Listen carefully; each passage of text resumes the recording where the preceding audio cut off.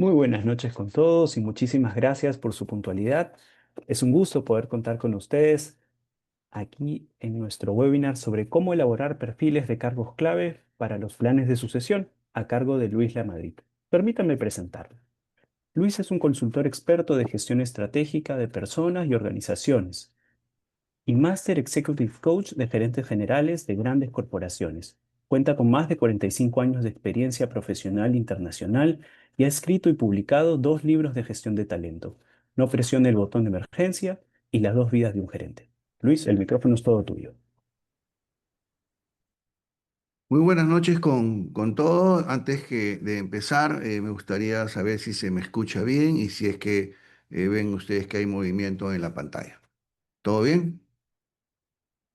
Muy bien, sí. Bueno, antes de empezar a la presentación que va a durar un poco menos de una hora, quería comentarles que este tipo de capacitación que nosotros podemos dar, dentro de poco se va a dar en un programa de especialización de la Escuela de Posgrado de la Universidad del Pacífico, que es una entidad académica de acá de Perú, de muy alto prestigio, con la cual tenemos una relación. Sebastián, que me está acompañando a lo largo de la presentación, a través del chat le va a hacer llegar la información para quien pueda estar interesado acerca de este programa que estaría empezando, tengo entendido, en el mes de agosto. Muy bien, vamos a empezar a hablar ahora del tema. ¿Cómo elaborar perfiles de cargo clave para los planes de sucesión? Es un tema eminentemente de carácter técnico.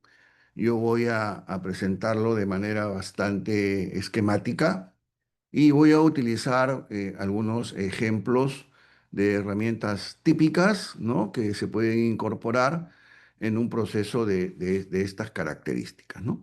Una de las cosas que es importante tener en cuenta cuando se quiere elaborar el perfil de cargos clave es qué información requiero yo para poder construir un perfil. Dicho de otro modo, qué variables son las que conforman un perfil de cargo clave. Y son cuatro, ¿no? Hay una variable que tiene que ver con la capacidad que debe tener una persona para lograr objetivos, para lograr las metas de negocio. Esto se mide a través de una herramienta, de un proceso evaluativo que se conoce como evaluación de desempeño por objetivos o por resultados, ¿no? Hay una segunda variable que tiene que ver con la capacidad de liderazgo que yo tengo para poder, obviamente, canalizar los esfuerzos de los equipos, ¿no?, y alinearlos con los objetivos estratégicos de la empresa. Esta capacidad, este conjunto de habilidades blandas de liderazgo se van a medir a través de un instrumento que es la evaluación de desempeño por competencias, ¿no? Hay una tercera variable que es la evaluación de potencial. La evaluación de potencial es un pronóstico del desempeño futuro de una persona en cargos de mayor complejidad y responsabilidad, ¿no? Estamos hablando de un pronóstico. Cuando nosotros hablamos de desempeño por objetivos o desempeño por competencias, yo a eso le llamo una mirada al pasado. ¿Por qué? Porque yo utilizo estos instrumentos y para poder utilizarlos tiene que haber un observador, ¿no?, que observe la calidad de actuación histórica de una persona, y en función de eso voy a evaluar la capacidad que tiene para lograr las metas y la capacidad que tiene para liderar, ¿no es cierto? Pero cuando yo hablo del potencial, ahí tengo que hablar de que esto es una mirada al futuro, porque ahí estoy haciendo yo un pronóstico del desempeño futuro que una persona podría tener en un cargo de mayor responsabilidad y complejidad. Entonces, al momento de hacer un pronóstico, tengo que utilizar una serie de variables de tipo estadístico, como son las pruebas psicométricas, para hacer ese pronóstico y tener, obviamente, la seguridad de que es un pronóstico, ¿no?, que lo realizo con instrumentos que tienen confiabilidad y validez estadística externa, ¿no? En ese caso ya no interviene un observador, porque claro, un observador no puede medir lo que la prueba psicométrica mide. Entonces estamos hablando de este tercer factor o tercera variable. Es un proceso obviamente un poco más complejo que los dos anteriores. La cuarta variable tiene con el nivel de expertise o de conocimiento técnico, ¿no? ¿Cuál es mi nivel de especialización en determinado campo del conocimiento, ¿no? Que tiene que ver con el impacto que yo puedo lograr en la gestión, en el manejo o en la optimización o innovación de los procesos que soportan el funcionamiento de determinado modelo de negocio, ¿no? Entonces, la evaluación de desempeño por objetivos tiene una vinculación directa con el modelo de negocio. La evaluación de desempeño por competencias tiene una vinculación directa con el modelo de cultura. La evaluación de potencial tiene una vinculación directa con el modelo de rasgo de potencial, que es un modelo conceptual menos conocido que los anteriores, pero que tiene que ver con la caracterización de una persona que puede ser considerado talento dentro de un contexto cultural y un contexto de negocio. Y la cuarta variable tiene que ver con el nivel de expertise o conocimiento, ¿no? Que la persona requiere. Estamos hablando del nivel de expertise para gestionar los procesos que pueden estar bajo su responsabilidad, ¿no? Y esto puede formar parte o está vinculado dentro de lo que podría ser un modelo de líneas de carrera, que también es un modelo que está, digamos, no muy presente en los modelos de gestión humana de las empresas, ¿no es cierto? Al final del día, no, si en una organización una persona tiene un nivel muy alto, una capacidad muy alta para lograr metas de negocio, una capacidad de liderazgo muy elevada, un potencial muy alto y un conocimiento experto muy alto, con total y absoluta seguridad, estamos hablando de que esa persona es un talento, ¿no es cierto? No queda ninguna duda en cualquier organización y de cualquier sector, una persona que logre resultados altísimos en estas cuatro variables, con total seguridad, es un talento, ¿no? Pero en la vida real no existe nadie que sea pues químicamente puro, ¿no? En la vida real, cuando nosotros hacemos este tipo de evaluaciones, vamos a encontrar a alguien que tiene en desempeño por objetivos un resultado medio alto, en competencias medio, en potencial medio, medio bajo y en conocimiento experto de repente medio o medio alto. Y entonces ahí tenemos que pensar en que las combinaciones y los resultados medidos ya con un nivel determinado de ponderación en cada una de estas variables, plasmarlos en una escala del 0 al 100%. Y claro, ahí tenemos que definir quién es talento para nosotros, ¿no es cierto? Lo importante, no existe el talento universal, no existe aquella persona que sea talento en una empresa minera y que luego sea talento en una empresa de pesca industrial y luego se va a un banco y sigue siendo talento y de ahí se va a un estudio de abogados y sigue siendo talento. Eso no existe. El talento es talento en un determinado contexto cultural y en un determinado contexto de negocio, ¿no? Y por eso es que requerimos una escala que podemos construirla, ¿no? En base a estas cuatro variables. Y con eso nosotros podríamos definir quién es talento para nosotros, ¿no? Entonces, para mí, en una escala del 0 al 100, alguien que alcanza, por ejemplo, una puntuación arriba del 75%, para mí, para mi estrategia de negocio, lo puedo considerar como un talento, ¿no es cierto? Si no es un talento en otra organización, eso no me debe preocupar, porque a mí lo que me debe preocupar es que sea talento para mí y eso es lo que tiene que ver con el cargo clave, porque claro, a la hora que yo quiero definir el perfil de un cargo clave, voy a definir el perfil en base a estas cuatro variables, ¿no es cierto? Entonces, los resultados de una persona, de un gerente, un subgerente, o un jefe, o un superintendente, cuando lo evalúo en cada una de estas cuatro variables y los comparo con cada una de las escalas a nivel ideal, del 0 al 100, va a obtener una puntuación y el nivel esperado o el nivel ideal que yo voy a plantear es con el que lo voy a comparar para establecer si esa persona es un talento para mi empresa, para mi cultura, para mi modelo de negocio, ¿no? Eso es lo que vamos a ver de acá para adelante, ¿no? Vamos a ver ahora cómo es que se construye este perfil de cargo clave utilizando estas cuatro variables, ¿no?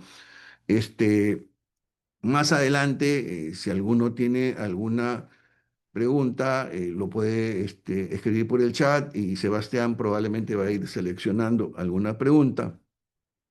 Siempre que nosotros hacemos este tipo de webinar, hay una convocatoria más o menos importante. Ahorita están conectados más de 120 personas, entonces no podríamos dar la facilidad de hacer preguntas porque no nos va a dar el tiempo. Entonces, sí pueden hacer ahí alguna pregunta por el chat. Sebastián va a seleccionar aquella que sea más o menos común y podríamos, dentro del espacio que tenemos programado, responder a algunas de ellas que podrían ayudar a un mejor entendimiento. Muy bien, entonces vamos a hablar ahora de cómo se mide la evaluación de desempeño por competencias y por objetivo. Acá estamos hablando de dos de las cuatro variables necesarias para configurar un perfil de cargo clave, ¿no? En el argot de recursos humanos, a la evaluación de desempeño por objetivo le decimos los qué y a la evaluación de competencia le decimos los cómo, ¿no es cierto? Y los qué y los cómo deben estar relacionados. Vamos a explicar por qué. Cuando yo evalúo la capacidad que tiene una persona para lograr un objetivo, ¿no? Voy a medirlo a través de una serie de características que deben estar incorporados en el instrumento de medición. No vamos a profundizar en el instrumento de medición de desempeño por objetivo, pero sí vamos a comentar que se requiere, pues, para cada una de las metas o objetivos, tener una propuesta de valor, tener un indicador, un KPI asociado, tener una meta que es un número, tener un objetivo que es la descripción de un estado futuro esperado, etcétera, etcétera. Y con todas esas variables o factores, yo voy a poder medir, ¿no? La capacidad que tiene una persona para lograr metas, para lograr objetivos, ¿no? Al final, lo que yo busco con este proceso es alinear los esfuerzos individuales y colectivos con los objetivos estratégicos del negocio, ¿no? Y el resultado final tiene que ser un resultado con impacto económico en el corto plazo, ¿no es cierto? Ese impacto económico en el corto plazo justifica la existencia de mi puesto de trabajo en la organización. Si yo soy gerente de ventas, si soy gerente de manufactura y alcanzo la meta, se va a justificar la existencia de mi puesto de trabajo porque estoy generando un impacto económico. Es decir, hay una contribución de valor al negocio que se justifica que mi puesto exista. Claro, el día que eso deje de existir, mi puesto podría desaparecer, como es lógico, ¿no? Por otro lado, cuando yo evalúo el desempeño por competencias, a lo que nosotros le llamamos los cómo, estoy evaluando esas características de conducta, de comportamiento, esas habilidades blandas que nos permiten conocer la capacidad que puede tener una persona para movilizar gente, ¿no? Para inspirarlos, para motivarlos, ¿no? Eh, la productividad laboral en un 30%, de acuerdo a los estudios realizados, depende mucho de la habilidad que pueda tener un líder. Es decir, un líder con una capacidad de liderazgo elevada puede contribuir 30% más a la productividad laboral, ¿no?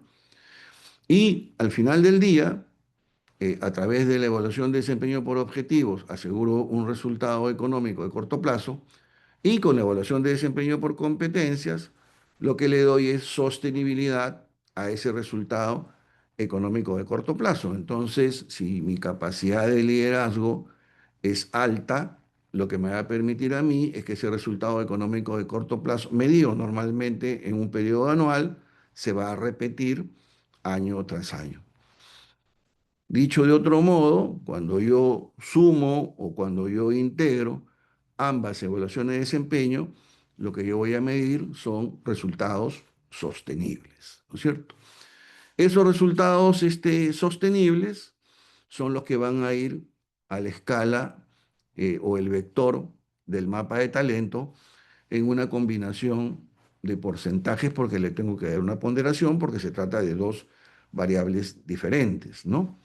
Normalmente, el desempeño por objetivos tiene un porcentaje ponderado en ese vector mayor que el de competencias, ¿no? 70-30 es más o menos el estándar que uno puede encontrar en el mercado. el porcentaje de importancia que puede tener la evaluación de desempeño por competencias en el vector va a depender del nivel de madurez de la cultura de la empresa. Es decir, si estamos en un contexto cultural donde la cultura de la empresa está en formación, la empresa es nueva, o ha habido un cambio radical, cuando una empresa, por ejemplo, compra otra y hay un proceso de cambio cultural importante o hay un proceso de transformación cultural, en ese caso el porcentaje ponderado de la evaluación de desempeño por competencias incluso podría igualar al de resultados. Pues no hay casos de empresas que yo he visto donde la evaluación de desempeño por competencias pesa 50% igual que objetivos, ¿no? Pero en condiciones normales, por decirlo de alguna manera, típicamente la evaluación de desempeño por objetivos tiene un peso ponderado bastante mayor que el de competencias, ¿no? Y bien, entonces esa es una forma en la cual nosotros debemos tener claro cómo es que estos dos sistemas de evaluación de desempeño posteriormente se van a integrar al mapa de talento para construir uno de sus vectores, ¿no es cierto? Ahora vamos a hablar de la evaluación de potencial, de esta tercera variable. Este proceso obviamente es un proceso bastante más complejo. De las cuatro variables, este es el proceso más complejo de todas las cuatro variables que son. Lo primero es que para yo evaluar el potencial, debo tener claro de que no existe ningún instrumento de medición psicométrica que mide potencial. ¿Por qué razón? Porque el potencial es un constructo. Es un constructo en donde yo tengo que, por un lado, medir la capacidad de liderazgo de una persona en función de sus rasgos de personalidad. O sea, todos nosotros tenemos una estructura de rasgos de personalidad más o menos asociados a la capacidad de liderazgo que requiere una empresa, ¿no? Entonces, eso es algo que hay que medirlo y los instrumentos de medición de esos rasgos de personalidad vinculados al liderazgo son instrumentos de medición muy específicos, ¿no es cierto? Por otro lado, acá estoy poniendo como ejemplo en potencial de liderazgo esa prueba que se llama el HPI, que es una prueba, por ejemplo, de Hogan Assessment, que es una de las empresas de Estados Unidos, de las más importantes y con mayor experiencia en construcción de herramientas psicométricas digitales para medir potencial, en ese aspecto de rasgos de liderazgo. Hay otra que se llama el HDS, que figura en un círculo rojo, es una que mide lo que son descarriladores, ¿no? Ahí estamos hablando de comportamientos distorsionados que aparecen cuando el nivel de presión al que estamos expuestos es muy alto. O sea, en un porcentaje muy alto, ¿no?, de personas, cuando estamos expuestos a situaciones de estrés muy elevados, nuestra conducta cambia, ¿no? Hay un porcentaje menor de personas que, estando bajo presión o en condiciones normales, sus comportamientos, sus características de líder no se modifican, pero hay un porcentaje, en la mayoría de los casos sí, sí hay cambios, ¿no es cierto? Entonces, esta prueba mide eso, ¿no? Mide la posibilidad, la probabilidad de que nosotros podamos tener cambios conductuales cuando estamos expuestos a mucho estrés. El MBPI, digamos, no necesariamente es algo que hay que medir, podría no medirlo, tiene que ver con la capacidad o tiene que ver con la compatibilidad motivacional o la compatibilidad cultural, ¿no? Esto va a ser importante para la empresa dependiendo de qué valor le doy. Si yo soy una empresa con una cultura muy orientada, por ejemplo, a la gente, me voy a preocupar que la persona que forme parte de mi organización tenga ese nivel de compatibilidad muy alto y no ingrese a alguien que tenga un estilo muy directivo o un tanto autocrático, ¿no? Y bueno, pero hay otras empresas que esos aspectos, el valor que puede tener es relativo, ¿no? La capacidad intelectual o la capacidad cognitiva es otra dimensión que se mide con otro tipo de prueba psicométrica. Es decir, no hay una prueba psicométrica que me mida todo, ¿no? Eso no existe, eso no se ha inventado. Todas las investigaciones sobre el desarrollo de pruebas que miden psicométricamente el potencial de una persona está segmentado, ¿no? Como es lógico y normal que sea así. Y acá pongo como ejemplo una prueba que es el HBRI. Esta es una prueba también de Hogan, más o menos nueva. Mide la capacidad cognitiva en ambiente de negocios. Esta es una prueba que se aplica en ambiente controlado. Son 24 microcasos de negocio que tienen que resolverse en 30 minutos. Yo empiezo a resolver, aparece un reloj, empieza a bajar el tiempo. Cuando el tiempo se vuelve cero, es decir, se pasaron los 30 minutos, la prueba se suspende. Y dependiendo de la cantidad de microcasos que he resuelto, voy a obtener una puntuación del 0 al 100 y me va a dar una información que vamos a ver ahora más adelante de qué se trata, ¿no? Hay una tercera dimensión, que es la capacidad emocional, que tiene que ver con la inteligencia emocional, que es otra dimensión importantísima. Esta es una de las dimensiones que más investigaciones ha tenido acerca de el potencial de una persona. O sea, queda total y absolutamente demostrado que la inteligencia emocional tiene una correlación estadística muy alta con el potencial de una persona, ¿no? Dicho de otro modo, es una dimensión importantísima. Esa capacidad que tengo para conectar emocionalmente con las personas, esa capacidad de percepción emocional que me permite a mí leer el estado emocional de una persona, ese manejo emocional que puedo tener para poder captar información emocional e incorporarlo al proceso de toma de decisiones, en fin, ¿no? Es con toda seguridad, y hay pues miles de investigaciones que demuestran que la inteligencia emocional es un aspecto importantísimo para medir el potencial de una persona. El potencial natural también es algo que es relativo, pero que es bueno y sano tomarlo en cuenta. Esto tiene que ver con esa predisposición natural que nosotros tenemos para fluir en determinado tipo de procesos. O sea, genéticamente nosotros nacemos con capacidades y con habilidades para comunicarnos, para relacionarnos con personas, para hacer trabajos estructurados. Esto se valida normalmente en esos procesos de orientación vocacional, cuando a uno le hacen pruebas para saber qué orientación tenemos nosotros y nos dice, tú vas a ser bueno trabajando en contabilidad o trabajando en publicidad o trabajando en alguna actividad vinculada a las relaciones humanas, es porque están midiendo nuestro potencial natural, ¿no? Entonces también es una dimensión interesante. En la experiencia que yo tengo en todos estos temas de gestión humana y talento en particular, creo que con la capacidad cognitiva, la inteligencia emocional, los rasgos de liderazgo y la medición de los descarriladores, que son esos comportamientos distorsionados, con esas cuatro variables, yo creo que es lo mínimo que nosotros deberíamos tener para medir el potencial de una persona.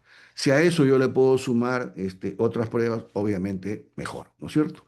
Pero eso sería lo mínimo. Si hablamos, por ejemplo, del caso del HPI, que mide los rasgos de personalidad, una de las cosas que hay que tener en cuenta cuando uno hace una medición de este tipo es que, por ejemplo, en este tipo de pruebas se miden 7 factores. Y hay uno que es, por ejemplo, estabilidad emocional. A la derecha vemos un cuadro que habla de una escala, que habla de un intervalo. Por ejemplo, en el caso de la estabilidad emocional, el intervalo es entre 75 y 84. ¿Eso qué significa? Que ese es el punto óptimo, ¿no? Alguien que esté entre 75 y 84 tiene la estabilidad emocional óptima. ¿Y eso cómo lo sé? Claro, porque esta es una prueba que se ha aplicado a más de 6 millones de personas a nivel del mundo y estadísticamente se puede comprobar, ¿no? Comprobando con la experiencia empírica que ese es el ideal, ¿no? Claro, si mi estabilidad emocional sale muy baja, yo soy una persona que puedo ser un líder, pero al tener una estabilidad emocional baja, voy a estar expuesto a determinado nivel de desgaste emocional.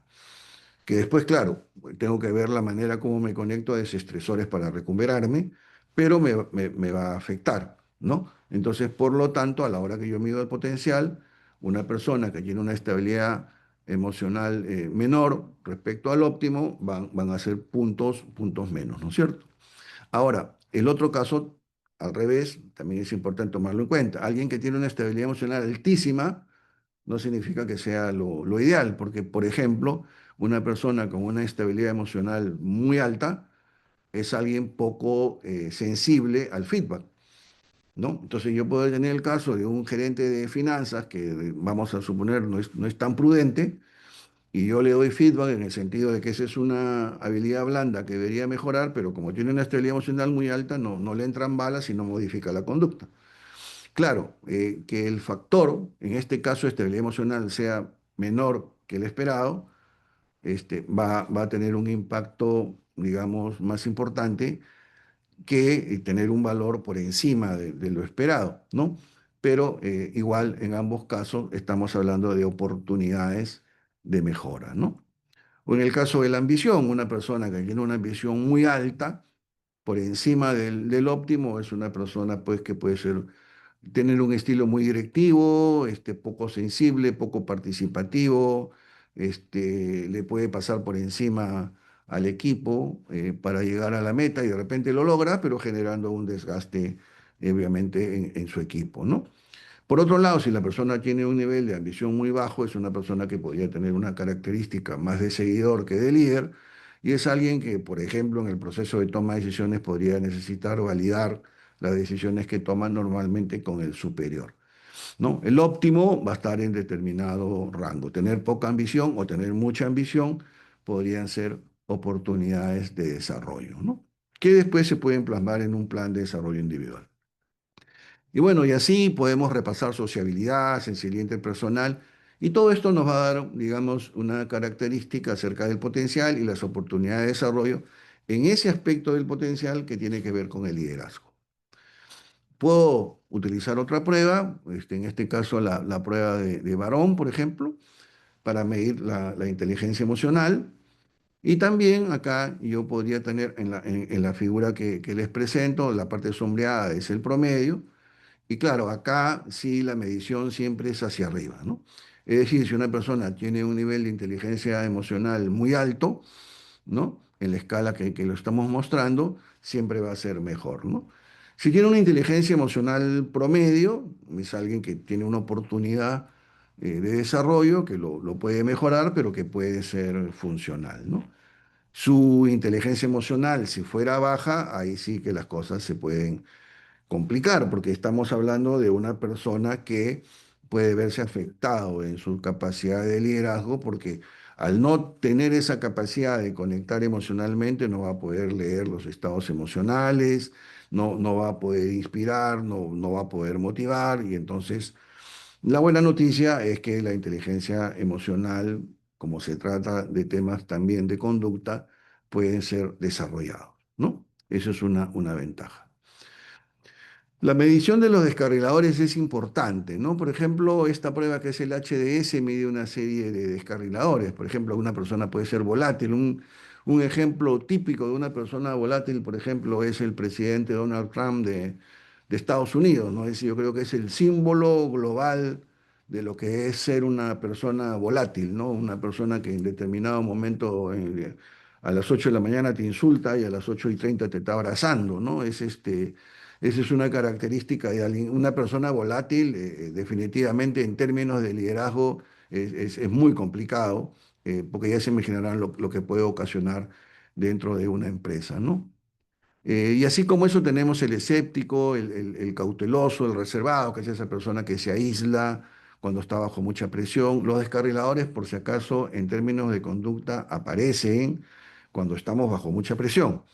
Es una probabilidad. Algunas personas aprendemos a reconocerlo y a manejarlo, pero están ahí. En cualquier momento pueden aparecer cuando pasamos el umbral de tolerancia a la presión que obviamente todos tenemos, ¿no? El pasivo agresivo es esa persona que frente a ti te da la razón y cuando se va a su oficina, cierra la puerta y está con su equipo, critica todo lo que has dicho, ¿no? El arrogante, que es esa persona que considera que él es el que tiene la razón y es una persona muy directiva, poco participativo, es alguien que no desarrolla para nada al equipo, ¿no? El melodramático es esa persona que le gusta estar bajo los reflectores, ¿no? Que todos lo miren, que todos lo feliciten, que todos lo reconozcan, ¿no? El imaginativo es un descarrilador que hace que una persona tenga muchas ideas. Imagínense que alguien, cada idea es un avión y tengo 50 aviones en la cabeza dando vueltas, pero no aterrizo ninguno, ¿no? El perfeccionista es aquella persona que en el momento de hacer una presentación al directorio, soy un gerente que me pongo a mirar pues, el tamaño de la letra, el tipo de la letra, el color de la flechita, obviamente ralentizo el proceso de producción de un proceso cualesquiera, ¿no? Y el complaciente es esa persona que prefiere obviamente alinearse con lo que le digan, es una persona con poca capacidad de cuestionamiento, lo cual es una debilidad para cualquier líder. Entonces, estos descarriladores también es importante medirlos en la evaluación de potencial. No tienen una característica que cuando se miden para llegar a un valor en una escala específica de medición de potencial, la aparición de los descarriladores, en vez de sumar puntos, te restan puntos, ¿no? O sea, te dan puntajes negativos, a diferencia de las otras variables que te dan puntajes positivos, ¿no? Tiene esa característica, ¿no? La capacidad de razonamiento, hay una prueba que se llama el HBRI, que mide el razonamiento cuantitativo, que es la capacidad de resolver problemas técnicos, o el razonamiento cualitativo, que tiene que ver con la capacidad de identificar problemas que se podrían presentar en el futuro. Obviamente estoy haciendo un resumen bastante básico de qué significa cada variable, es un poco más complejo. Y el razonamiento de negocio, que es una mezcla de los dos razonamientos, ¿no? Como les comentaba, esta es una prueba que, por ejemplo, dura 30 minutos, son 24 microcasos de negocio. Y claro, tiene, digamos, el reto de que yo tengo que resolver los 24 microcasos de negocio bajo presión de tiempo, porque cuando pasen los 30 minutos la prueba se suspende, ¿no? Pero trata de simular lo que sucede pues, en la vida real. En la vida real, cuando uno es líder, cuando uno es gerente, no tienes todo el tiempo del mundo para tomar decisiones, ¿no? Tienes que tomar decisiones rápidas bajo presión y por eso es que la prueba se toma bajo esas condiciones, ¿no?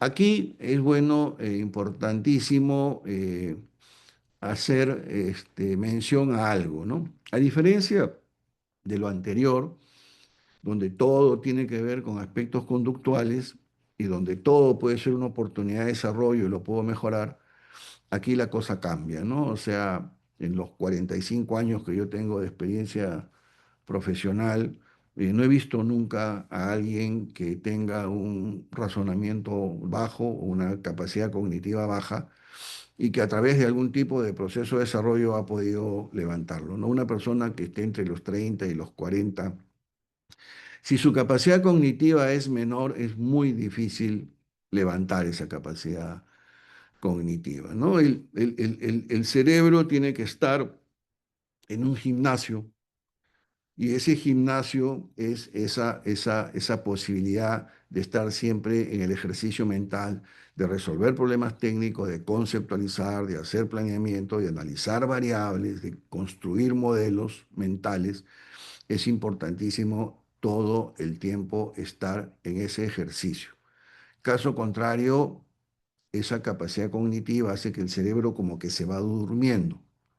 Y si yo cruzo determinada edad, y de eso también hay investigaciones, lo que puede pasar es que voy perdiendo esa capacidad cognitiva, ¿no? Nosotros hemos visto en las actividades que hacemos de consultoría como personas con carreras vinculadas al análisis numérico han salido en valores bajísimos debido a que a lo largo del tiempo se metieron en zona de confort, volvieron su trabajo un trabajo de tipo rutinario, las decisiones solamente se tomaban en base a la experiencia pasada y por lo tanto el cerebro se les durmió. Digamos, lo trágico de esto es que eso ya no levanta, ¿no? Si bien es cierto, por ahí hay investigaciones y teóricos que dicen que esto es posible, pero de verdad en la práctica esto no levanta, es muy difícil. Se puede lograr una mejora relativa, pero más allá de eso no. Entonces, este es un aspecto en el que sí hay que tener cuidado, ¿no?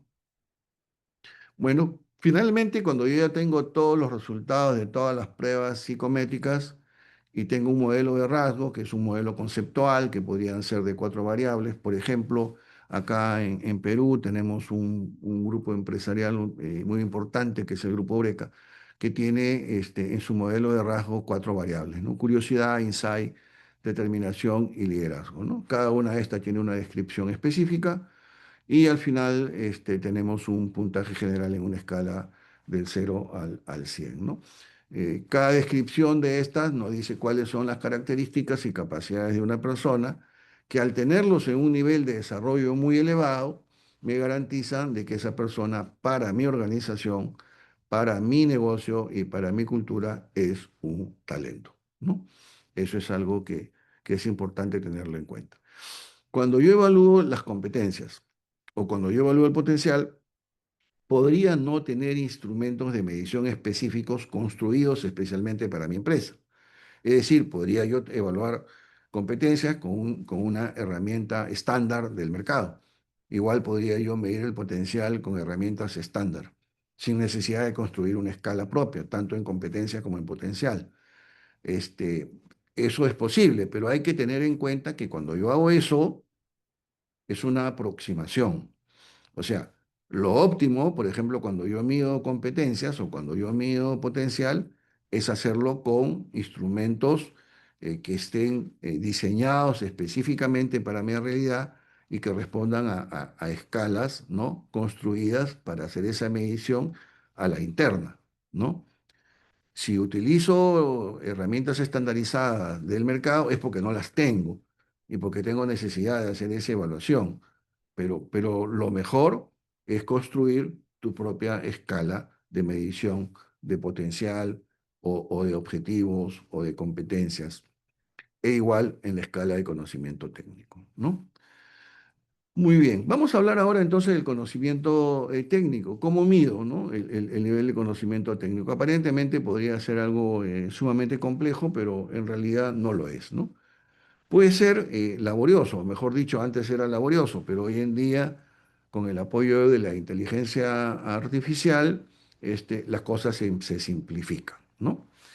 ¿Cómo mido el conocimiento técnico? A ver, todos nosotros, cuando estamos en una determinada área de trabajo, y aspiramos a un cargo de nivel superior, en esa área, ¿no? Va a haber un determinado número de procesos que son los que están bajo la responsabilidad de una determinada área, ¿no? Esta área puede ser contabilidad, puede ser finanzas, puede ser logística, tecnología de la información, etcétera, etcétera. Pero yo siempre puedo identificar cuáles son esos procesos principales, ¿no? Que son los que son altamente representativos de de cómo funciona el área. Y una vez que yo he definido esos procesos, voy a poder, obviamente, definir cuáles son los conocimientos técnicos asociados a esos procesos. Y esos conocimientos técnicos asociados a esos procesos los tengo que definir, como están en la pantalla que ustedes están viendo, ¿no? En la parte de arriba, en color celeste, mostrados de manera diagonal, hay unos títulos que son los títulos de los conocimientos técnicos de un determinado proceso en un área de operaciones, ¿no? En el sector de minería. Y luego en la parte de abajo tengo una descripción, ¿no? Resumida de qué significan cada uno de esos conocimientos. Y luego vemos acá en la tabla que tengo unas bolitas de colores. Estamos hablando de un instrumento tipo semáforo, ¿no? Que tiene tres condiciones, ¿no? Domina completamente el conocimiento, tiene un valor de 2, y si le marco 2 se vuelve una bolita de color verde. Si domina el conocimiento parcialmente, marco un 1, la bolita se vuelve de color amarillo. Y si no domina el conocimiento, le pongo 0 y la bolita se pone de color rojo, ¿no? Al final yo sumo todo el puntaje. Si vamos a hablar de 10 conocimientos, para hacerlo sencillo, y el puntaje máximo por cada conocimiento es 2, entonces el puntaje máximo que una persona podría tener son 20 puntos, ¿no? Sumo los puntajes que he alcanzado en función de los colores rojo, amarillo y verde, lo divido entre 20 y obtengo el porcentaje de encaje sobre el conocimiento técnico esperado, ¿no? Estos conocimientos técnicos pueden ser 10, pueden ser 11, pueden ser 15. Esto va a depender ya de los conocimientos y del área y del nivel de especialización. Cuando se hace una evaluación de este tipo, es importante que quien evalúa o quien califica técnicamente a alguien tiene que obviamente ser parte de la misma área y tiene que ser su superior. Porque la evaluación de esto es práctico, ¿no? O sea, si yo soy el gerente corporativo de finanzas y tengo alguien que me reporta y que es el contador de la empresa, y yo, ¿cómo se llama? Voy a evaluarlo sobre el conocimiento que tiene él sobre la elaboración de estados financieros, como trabajamos juntos, para mí va a ser sencillo ponerle un 2, un uno o un cero, ¿no? Un cero es poco probable, solamente eso se da cuando alguien es nuevo o cuando alguien recién está asumiendo un cargo. Pero el 2, uno y cero me va a permitir a mí ser objetivo, ¿no? Porque yo, como trabajo con esa persona, sé que tiene un dominio total, pleno de ese conocimiento porque trabaja conmigo. Entonces, eso hace que este tipo de calificación sobre el conocimiento técnico sea una calificación objetiva, ¿no? Que se va a reflejar en un valor numérico. En caso que el jefe no esté en condiciones porque es nuevo, bueno, hay que buscar a alguien que sí tenga la experiencia y sí lo conozca en la práctica diaria del trabajo. Bueno, a veces se forman comités para validarlo, pero siempre va a haber alguien que va a poder evaluarte acerca del conocimiento técnico que necesitas. Si estuvieras, por ejemplo, en el caso de recursos humanos, y tú trabajas en el área de talento, yo soy el gerente de recursos humanos y te tengo que evaluar sobre el conocimiento técnico que tienes sobre, por ejemplo, gestión de compensaciones, y yo podría de repente ponerte un cero y no tendría nada de malo ponerte un cero porque de repente tú nunca estuviste en compensaciones, ¿no es cierto?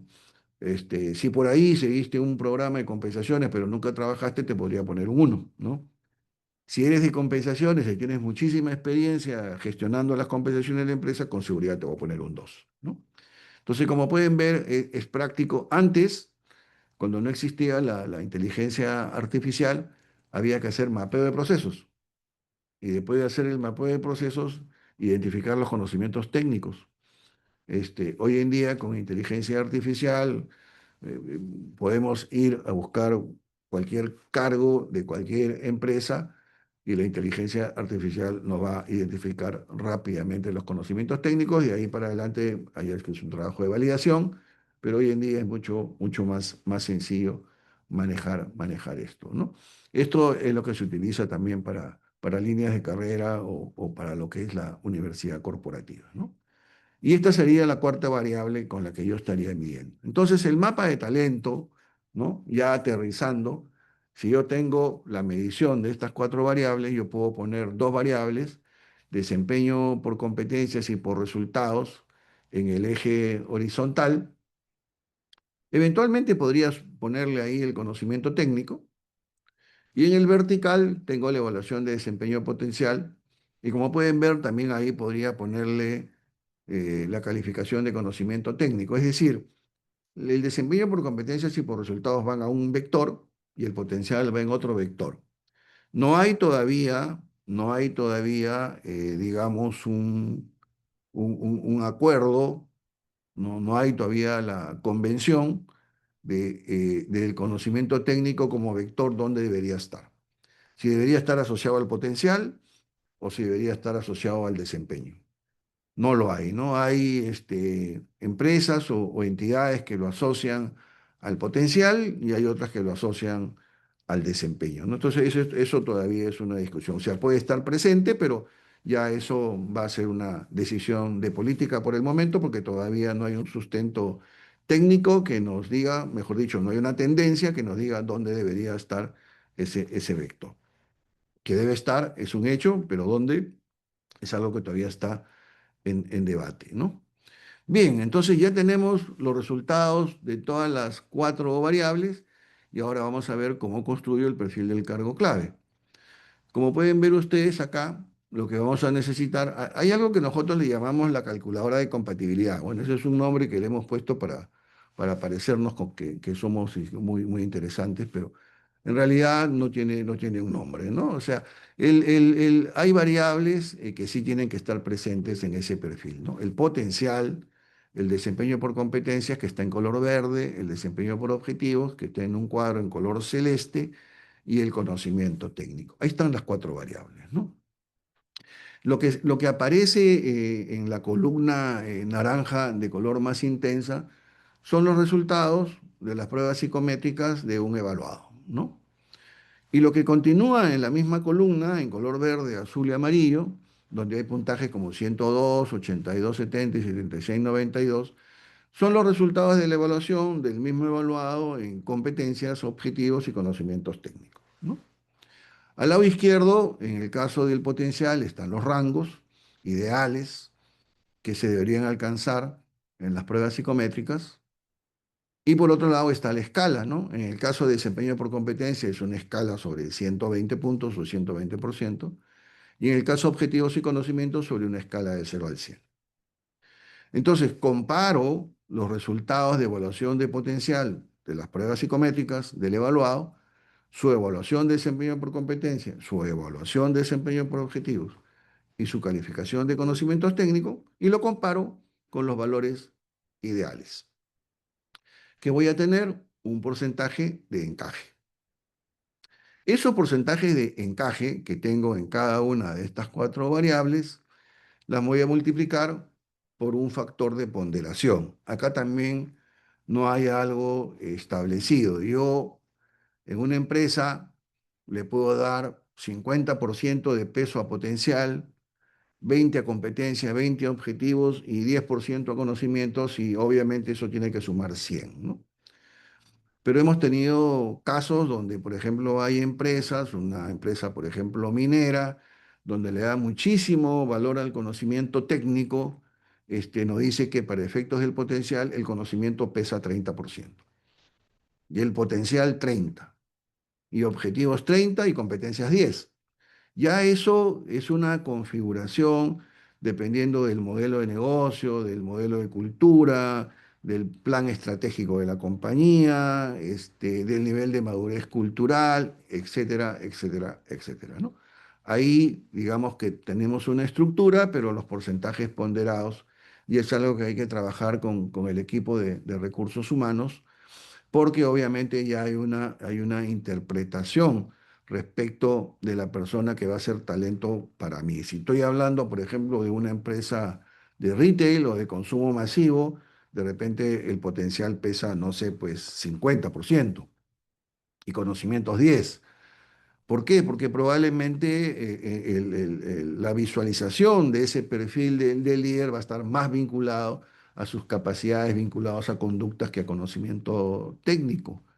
En fin, ¿no? Acá ya estamos en una etapa donde hay que empezar a escribir tu propio libro, ¿no? Ya hay ahí las recomendaciones de parte del consultor, está en cómo utilizar la información y cuáles son las diferentes alternativas que hay, pero es importantísimo en esto el trabajo, obviamente. Esa es una actividad de co-creación, ¿no? Es muy importante que las personas que están dentro de la empresa se nutran y conozcan bastante bien cómo es un modelo de gestión de talento para estar en condiciones de definir el perfil, porque imagínense ustedes si todo este trabajo técnicamente se ha hecho bien y en la última parte las personas que están en la empresa o de recursos humanos o por A, B o C motivos no lo conocen bien y se equivocan en la ponderación, terminan generando un ranking en talento distorsionado respecto a lo que necesita el negocio y la cultura, ¿no?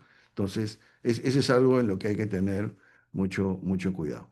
Y entonces, al final de toda esa ponderación, en este caso, como ejemplo, el encaje es 70%, ¿no? Que ese es el nivel de encaje que podría tener una persona, ¿no? ¿Cómo se elaboran entonces los planes de sucesión? Porque yo ahora que ya tengo esa información, imaginémonos que tengo los perfiles de los cargos clave y tengo un conjunto de personas evaluadas y tengo el encaje de cada una de estas, estaría en condiciones de poder construir planes de sucesión. Entonces, para eso necesito primero identificar el pool de talento. Entonces, mi pool de talento puede ser construido de diferentes formas. Por ejemplo, en la figura yo pongo que el pool de talento, es una suposición, son todas aquellas personas que en una escala del 1 al 5 en la evaluación de desempeño han obtenido un valor de 4,25 para arriba. Entonces, lo que he marcado ahí con esa figura está las personas que han alcanzado en su evaluación de desempeño por competencias y resultados un valor en una escala del 1 al 5 arriba del 4,25. Y eso es una forma de definir el pool de talentos. Otra forma de definir el pool de talento es, mira, todos aquellos que son subgerentes van a ser mi pool de talento, ¿no? ¿Por qué? Porque de ahí es que yo voy a obtener quiénes van a ser mis sucesores, es decir, este es el conjunto de personas que van a pasar por todo el proceso de evaluación de potencial, de conocimiento, de desempeño y de resultados, y que los voy a comparar con los perfiles de cargos clave para saber quiénes son mis sucesores. Normalmente salen pocos, los que logren obviamente ser sucesores y tener un encaje alto, de inmediato tengo que aplicar una estrategia de retención de talento, porque son personas identificadas como talento y obviamente son los primeros que podrían dejar la organización frente a una oferta que hay en el mercado. Cuando yo defino mis cargos clave, hace una buena cantidad de años atrás, y nosotros también lo hacíamos, construíamos escalas y tablas de valoración con criterios para seleccionar cargos clave, ¿no?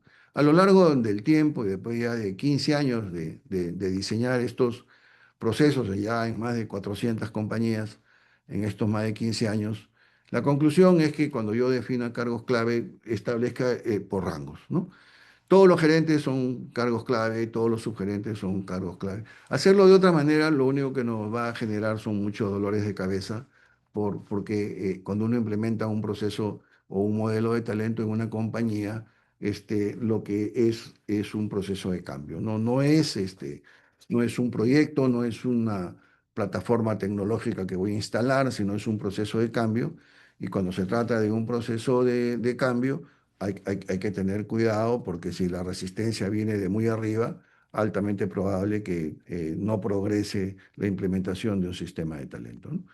Entonces, lo mejor, mi recomendación, pues en base a la experiencia empírica, es todo el segmento que está en determinado nivel, por ejemplo, N1 debajo de N0, todos son cargos clave.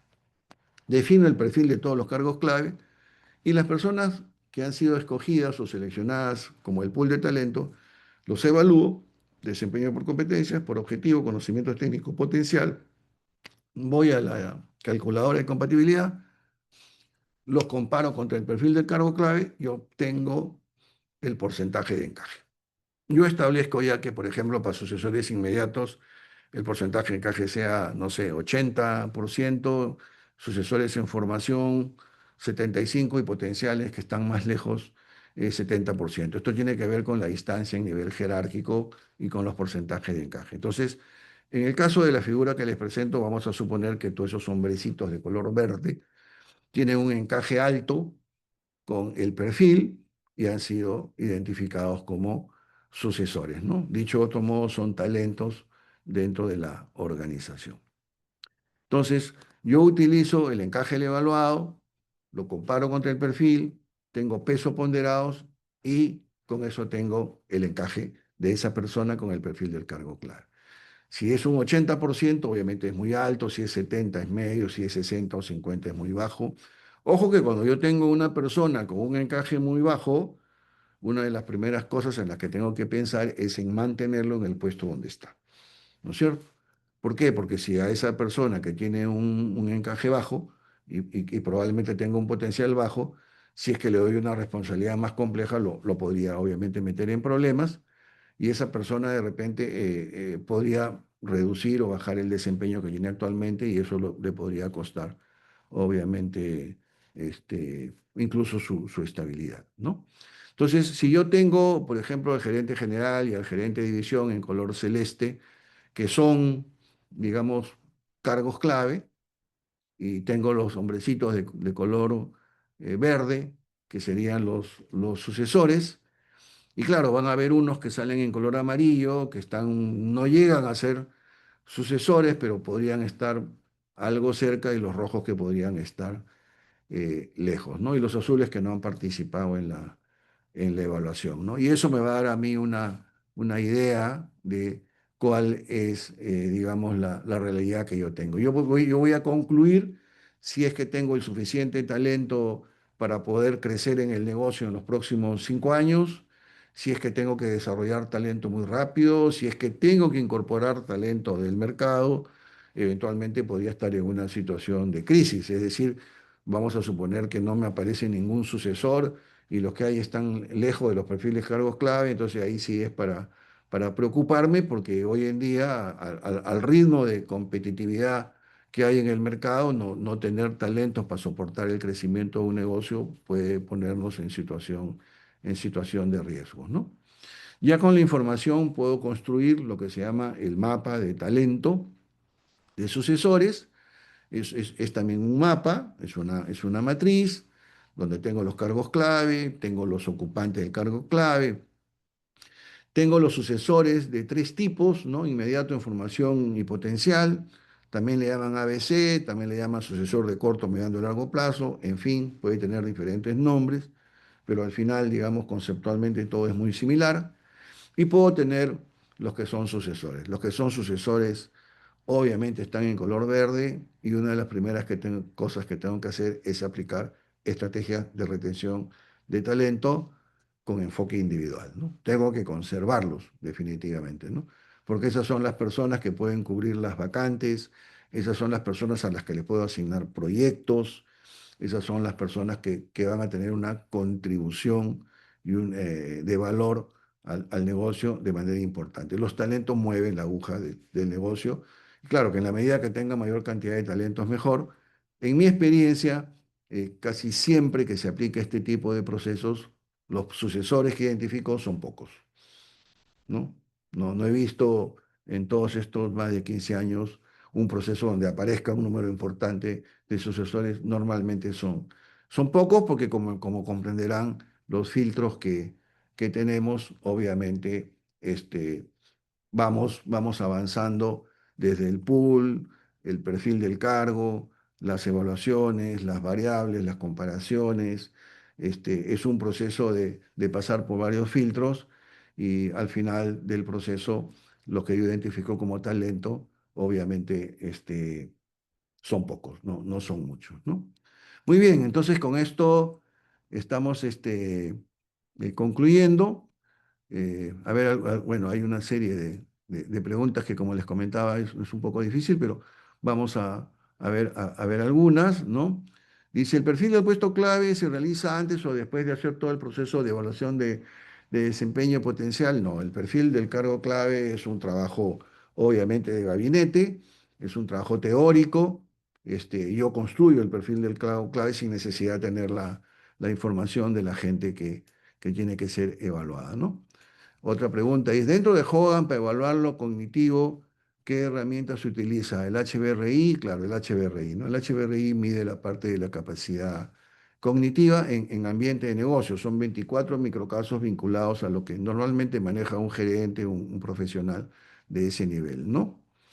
Este, Me dicen si vamos a entregarle la grabación. Bueno, yo creo que Sebastián tiene la grabación, se las va a enviar a todas las personas que han participado.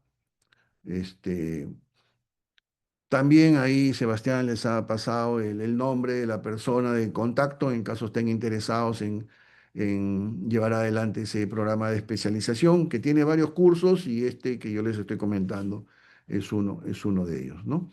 Otra pregunta es, ¿los descarriladores se evalúan dentro de las pruebas de evaluar potencial? Sí, o sea, hay pruebas que miden descarriladores, ¿no? Es importante medir descarriladores, sobre todo en esta época en donde en todas las empresas y de todos los sectores la presión de trabajo es muy alta, ¿no? Esa es una característica del mundo empresarial en el que vivimos. No creo que hoy en día haya alguna empresa donde los líderes no estén expuestos a mucha presión, ¿no? Este, en fin, bueno, hay otras preguntas, como les comenté, hay muchas preguntas, este, y ya el tiempo nos gana. La idea de esta conferencia es que ustedes tuvieran, pues, no sé, una pincelada, ¿no? De la importancia que tiene la construcción de un perfil de cargo clave, es una de las actividades medulares para construir un modelo de gestión de talento. La gestión de talento tiene poco más de 20 años. En gestión humana todavía estamos en pleno proceso de evolución. Hay mucho por descubrir, hay mucho por explorar, hay mucho por escribir.